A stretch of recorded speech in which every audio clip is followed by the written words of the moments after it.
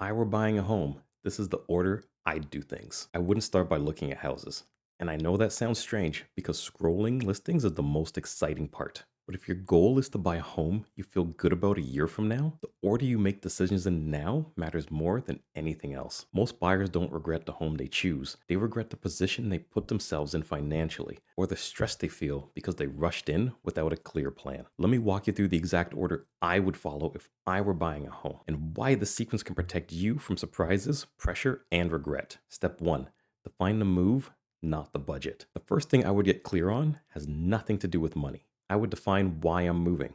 Am I buying more space, a better location, or more stability? Is this move meant to last 3 years or 10 years? And what problem am I actually trying to solve with this purchase? This matters because a home isn't just a financial asset, it's a lifestyle decision with long term consequences. Most buyers start with a budget and work backwards. That's how you end up stretching for the wrong home or settling for the wrong compromises. When buyers define the move first, the budget becomes a parameter and not a driver. That's a much safer position to be in. Step 2.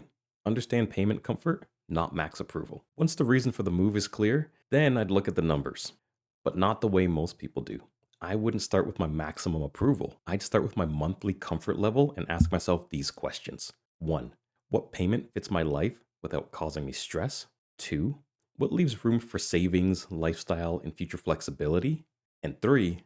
What still feels okay if something unexpected happens? This is where many buyers get into trouble. Approval limits are designed to protect lenders, not buyers. When buyers anchor on maximum approval, every decision feels tight, rate changes feel overwhelming, and flexibility disappears. Understanding payment comfort early creates confidence and optionality later. Step 3. Choose which risk I'm willing to carry. This is the step most buyers skip, and the one that causes the most regret. Every buyer is choosing between 3 risks: price risk, rate risk, and lifestyle risk. And you can't eliminate all 3, so you have to understand them. Waiting may reduce price exposure but increase rate risk. Buying sooner may lock a rate but increase price exposure. Delaying may preserve flexibility but increase lifestyle pressure. None of these choices are wrong. What is wrong is pretending that risk disappears. Once buyers understand which risk they're comfortable carrying, decisions become clearer and less emotional. Step 4.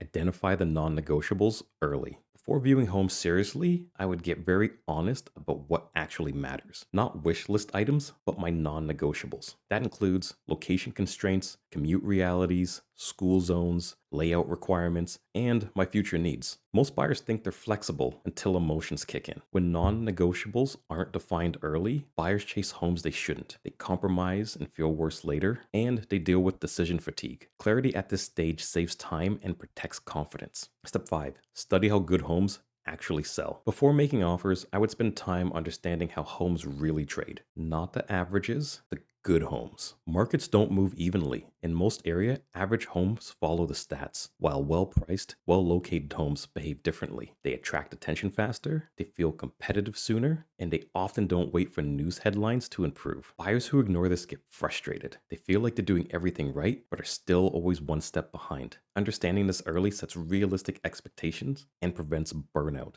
Step 6. Decide how I'll compete before I need to. Most buyers wait until they're emotionally attached to a home before thinking about strategy, and that's backwards. Before making an offer, I would already know 1. How aggressive I'm willing to be, 2. Where I'll walk away, and 3. What I won't compromise on. Offers aren't just about price, they're about terms, certainty, and confidence. Buyers who decide this early negotiate from strength, and buyers who don't often negotiate from fear. Step 7.